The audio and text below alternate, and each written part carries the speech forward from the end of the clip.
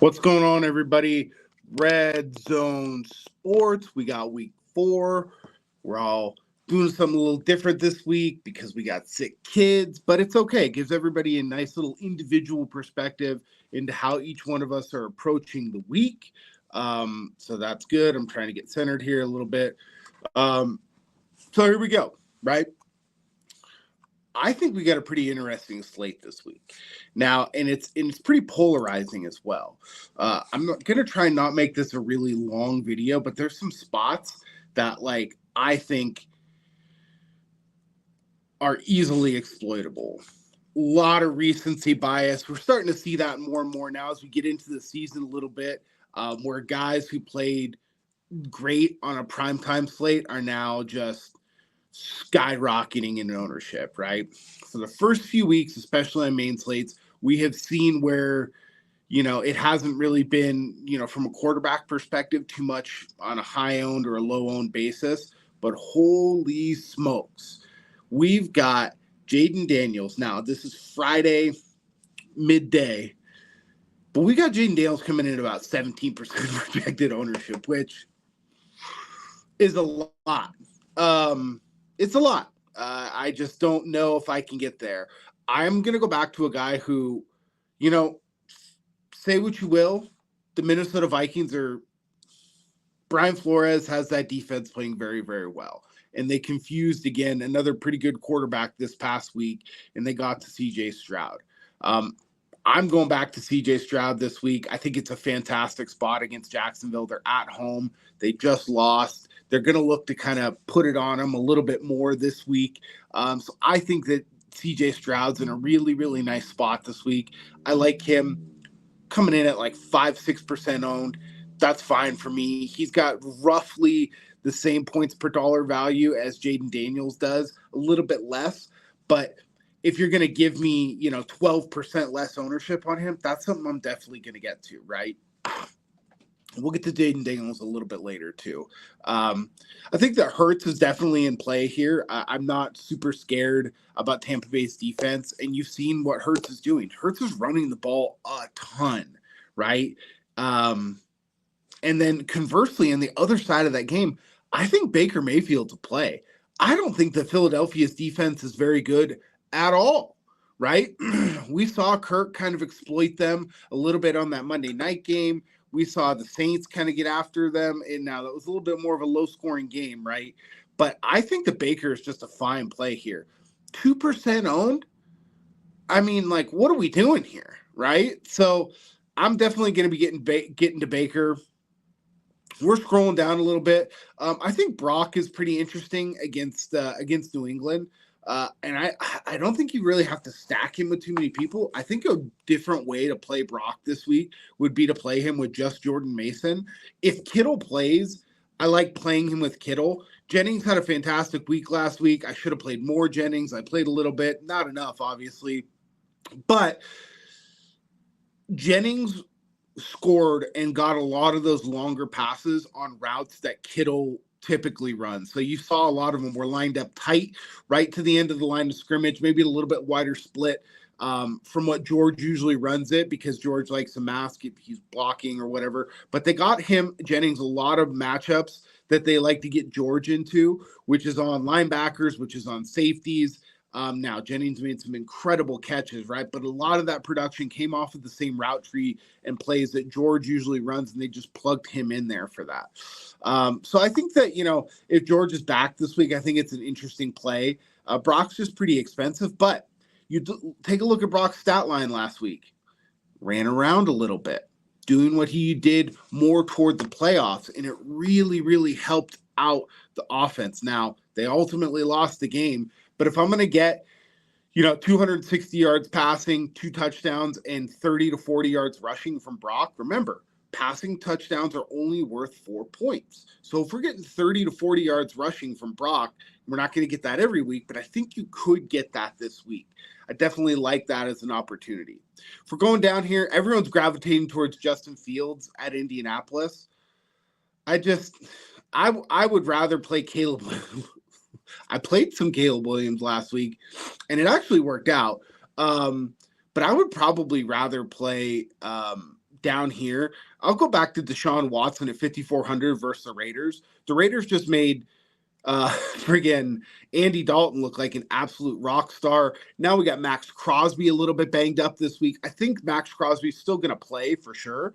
But I think that Deshaun Watson and just single stack him with Amari Cooper is kind of how I'm going to be approaching it. It looks like Justin Herbert's going to play. Don't really have a whole lot of interest in Herbert because I think they're just going to try and run the ball.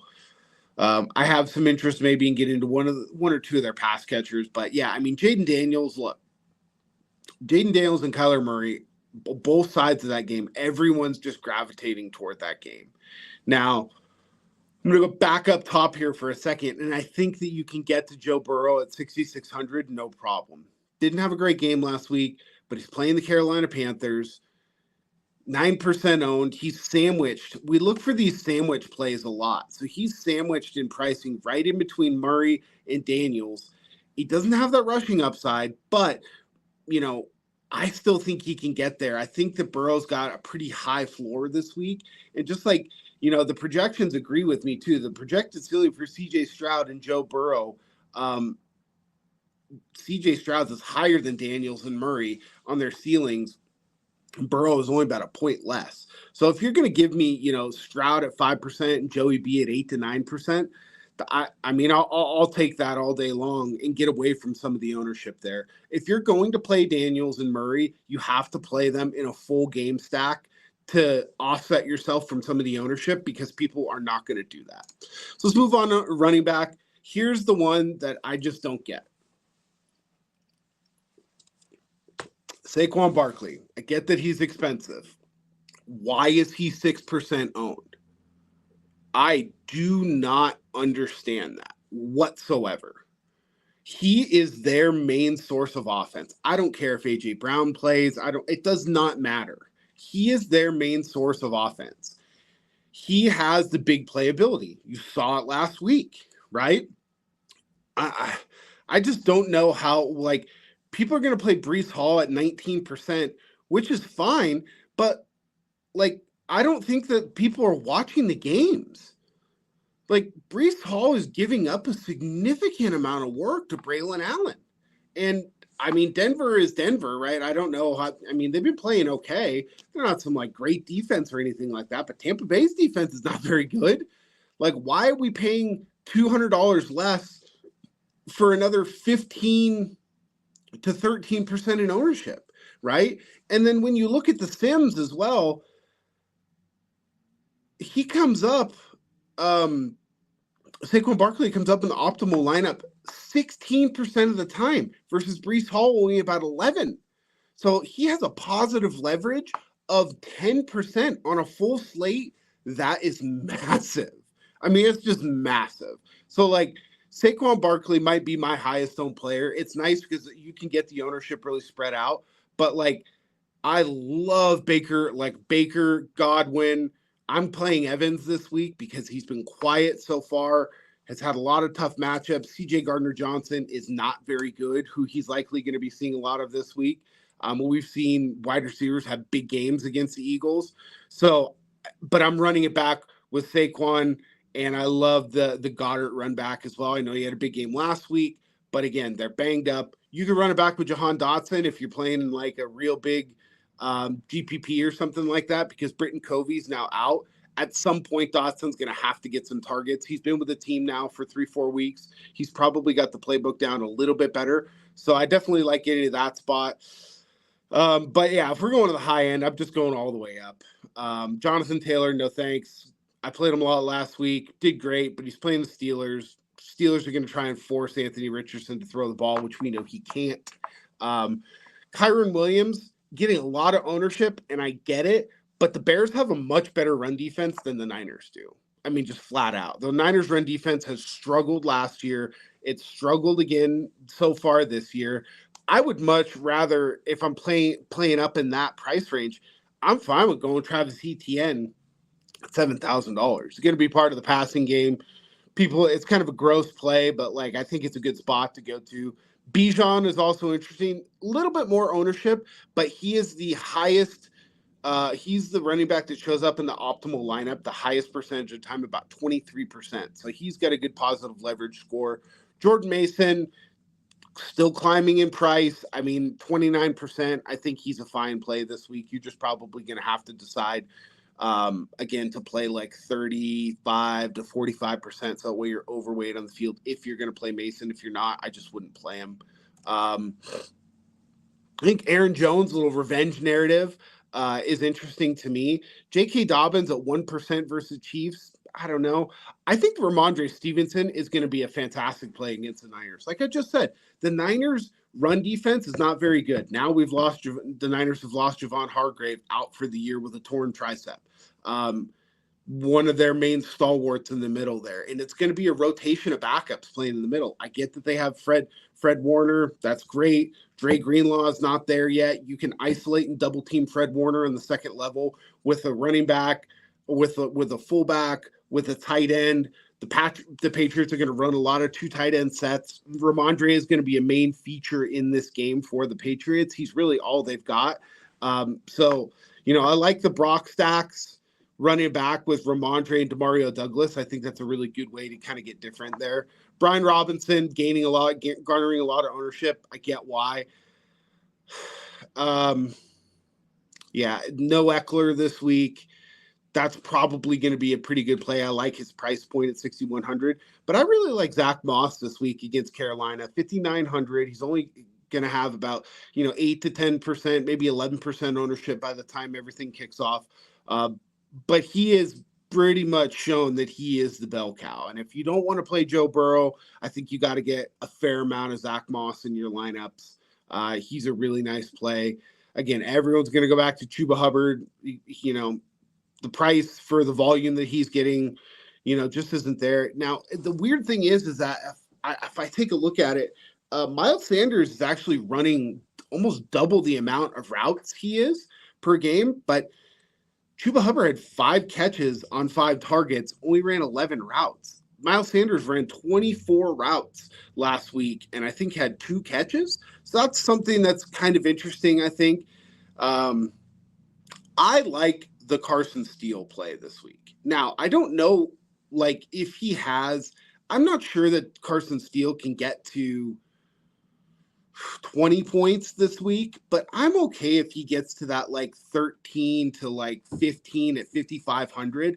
I would much rather play Carson Steele than DeAndre Swift, than Najee Harris, than Tank Bigsby. And if you're going to give me a guy that's 1% owned on a defense that is not the best at stopping the run, I'm really going to be into that. Cam Akers is obviously going to be the chalk down here because Joe Mixon's probably not going to play. 16% ownership at 5,300. Again, I might, depending on what my lineups look like, I might just rather go to Steele.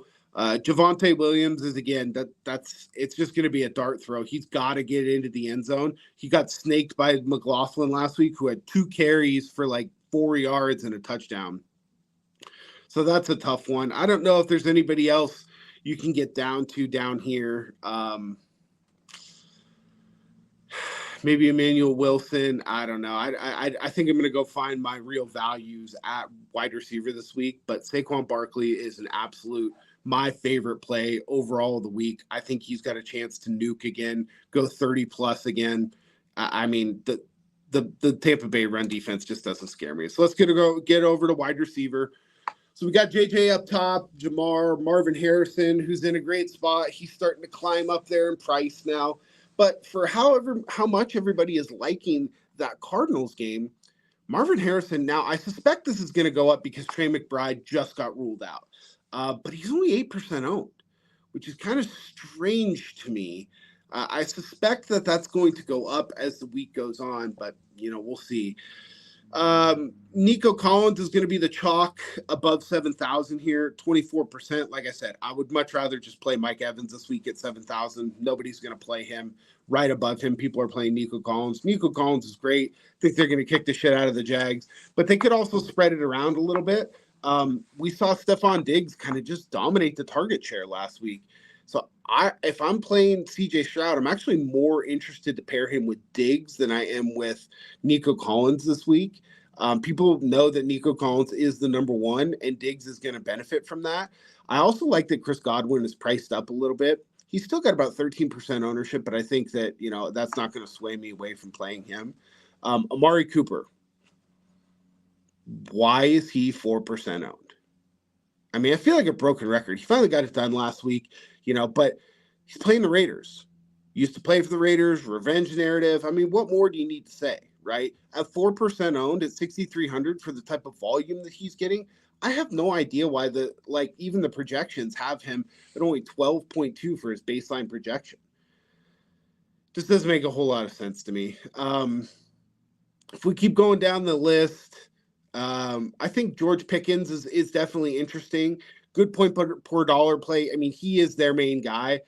Fields just doesn't throw it a lot, but if he catches a long bomb, he's definitely got 30-point upside. That is for sure. I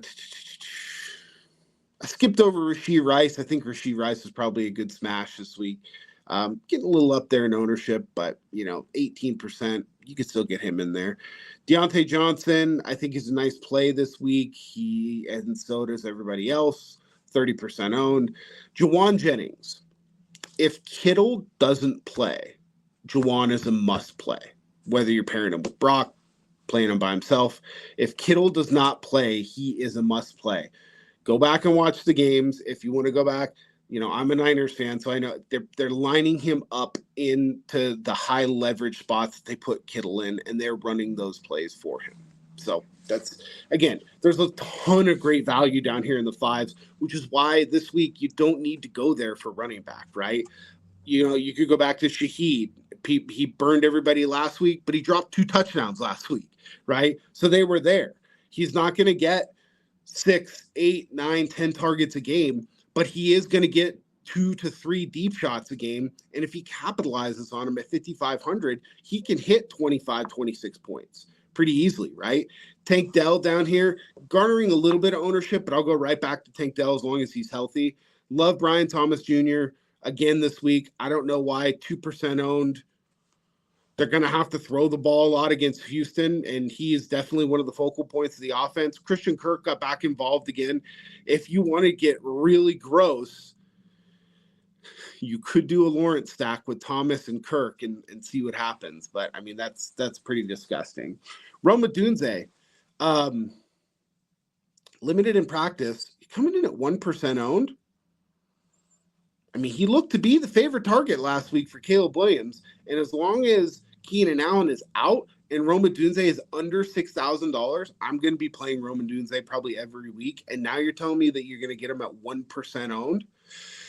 No, they're playing the Rams, but look what Juwan Jennings did against the Rams last week. I mean, the Rams defense is not that great. The Niners offense played fine against the Rams. They just couldn't capitalize in the fourth quarter. Brock Purdy had 8 incompletions, 6 of them were drops. So, what are we talking about here? That's a mispriced for sure on Odunze. I would get all over that. Jahan Dotson is definitely, I think, an option. He's going to be less than 1% owned. No one is going to play him. You have to be expecting to take a 1 or a 2 from him, though. This is a larger field GPP play. I don't play in a ton of large field stuff, but I will put a few lineups in the $12 single entry, which has got 20,000 people in it. This is a perfect lineup for you go Hurts, Saquon, and Jahan Dotson. And then you could run it back with Evans and Godwin if you want to, or just Evans, or Evans and Irving. I think there's some cool combinations you can get to in some large field single entry stuff that could really pay off for you. Quentin Johnston, I think, is a nice play at 1%. Certainly involved the offense. I like Lab McConkey too. He's coming in a little bit higher owned, so that would be kind of my deciding factor right there, where if I already have a little bit more of a chalky lineup, I might go to Johnston over McConkey. I think Johnston's got the upside of a touchdown or 2, as to where McConkey is just going to be your PPR guy. So it really just depends on kind of where you're playing at as well. Going down here, Demario Douglas, I think, is a great play. Niners always have problems with small, quick, fast wide receivers. You saw it last week. Tutu Atwell ate them up. Demario Charvarius Ward, the Niners' number one corner, likes to play against bigger, stronger wide receivers. Demario Douglas is not that. He's going to get those PPR points. So, 1%, 2% owned, I really like that. Mooney, I think, is going to be fantastic. He's a great part of that offense. I loved him for best ball. I'm glad I hammered the shit out of him for best ball because, but he is getting about 9% ownership down here. So, it's kind of one thing to think of. Andre Yoshivas, again, even with T. Higgins playing 95% of the snaps, he was a legitimate part of that offense last week at 4,100. You could go to him if you want to. Probably not for me. I'm going right back to Noah Brown this week. He didn't get in the end zone, but he was much more involved in the overall game plan this week. Sorry to wet the whistle there. So I think that Noah Brown is the guy I like for a cheap play down here. Jonathan Mingo, I think, is an interesting play for 3,300. You've got Adam Thielen out now, and as soon as he went out, Mingo was running a lot of routes. He comes in at one of the best point per dollar values on the whole slate. You don't have to stack him with anybody in that game, but just by himself, I'm going to be playing quite a bit of Mingo.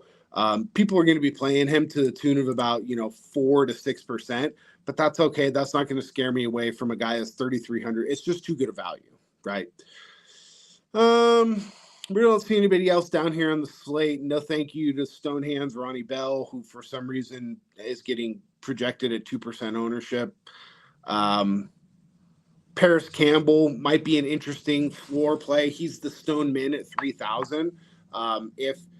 If Devonta Smith and AJ Brown are out, I think Paris Campbell is a legit option to punt at 3,000 with. That's about it for tight ends. Or wide receivers, excuse me. Let's go to tight ends, which is, as everybody knows, been the most challenging fucking position all year. So all the ownership is going to Dallas Goedert. That's fine. I'm only playing Goedert if I'm playing him in a hurt stack to mitigate that ownership kind of discrepancy there. That's kind of how I'm combating that. But, just one-off at some point. Derwin James is not playing this week. So I'm going to be playing some Travis Kelce. At some point, he is going to get his. Is it any secret to anybody that Travis maybe didn't come into training camp looking the best? Now he kind of started getting it going a little bit. But look, if I was dating one of the most famous women on the planet, jet setting all over the country, of course he's trying to eat right and stuff like that. But it's just a pure simple fact where the past few seasons, he hasn't been doing that off seasons, right? I mean, good for him. No, I'm not knocking him or anything like that, but some of these veteran players just traditionally take a few more weeks to kind of get started. And if you're jet setting around the world with your famous girlfriend, that's probably going to be a little bit more of a priority than maybe doing all of the workouts that he has done in the years past. Not to say he didn't come in prepared, but look, at 5,800, this is a guy where it's going to be one of those weeks where it's not on a primetime slate. He's 2% owned. He's only 5,800. Just play some Travis Kelce this week. You don't have to stack him with Mahomes or anything like that. Mahomes is not a great stacking QB, but if you are going to stack Mahomes, I think it's him and Rice, and it's not that expensive of a stack. But at 5,800, you got to take some stabs at Kelce. That's for sure. I think Bowers is interesting just because he's, a pretty large part of that offense. I really like Zach Ertz this week at 4,000. A little revenge narrative there. I mean, I don't know if it's revenge narrative. He played there for a couple of years, whatever. But they're going to be throwing the ball quite a bit against Arizona, so I think it's going to be a good spot to go to. If you want to go back to Kyle Pitts, you can. It's not for me. I mean, I am struggling. I like Brenton Strange quite a bit. At 3,100, I would much rather play him down there than even a Gesicki at 3,500. With Evan Ingram out again. You are going to have a Deadman 2,500 punt for I don't even remember the guy's name. Let me find it here. It is for Arizona. Maybe they bumped him up a little bit in anticipation. Elijah Higgins, they did bump him up a little bit in anticipation of McBride being out. So Elijah Higgins is the backup for Arizona. He's 3,100. See, I would just rather play Strange at 3,100, to be quite honest with you. But yeah, that's about it for tight end. Defense, try and get as cheap as you can. I think the Broncos are live at 2,500. The Chargers probably live at 2,600. Commanders, if you want to.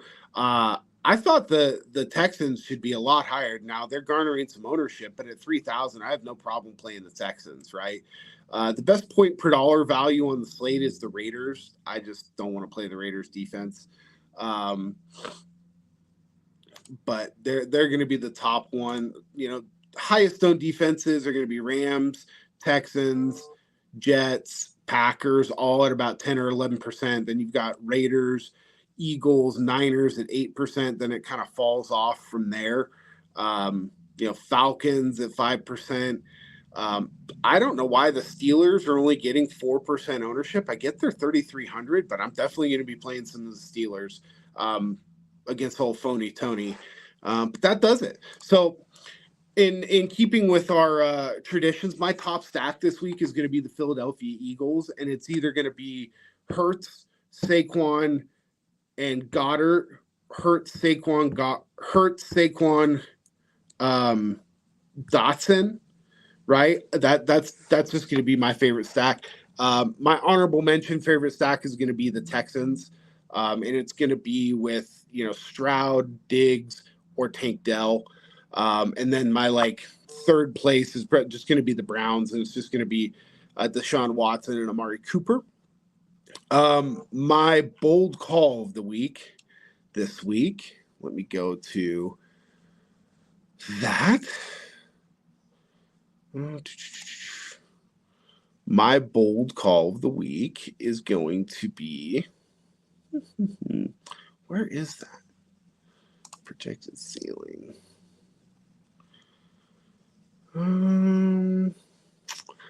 My bold call, let's say that let's do something fun here. Let's say that Brandon Ayuk gets off the schneid and Ayuk is going to go for 35. Why not?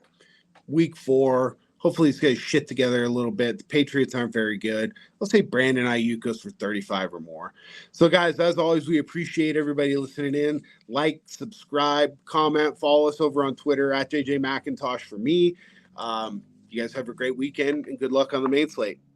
Peace.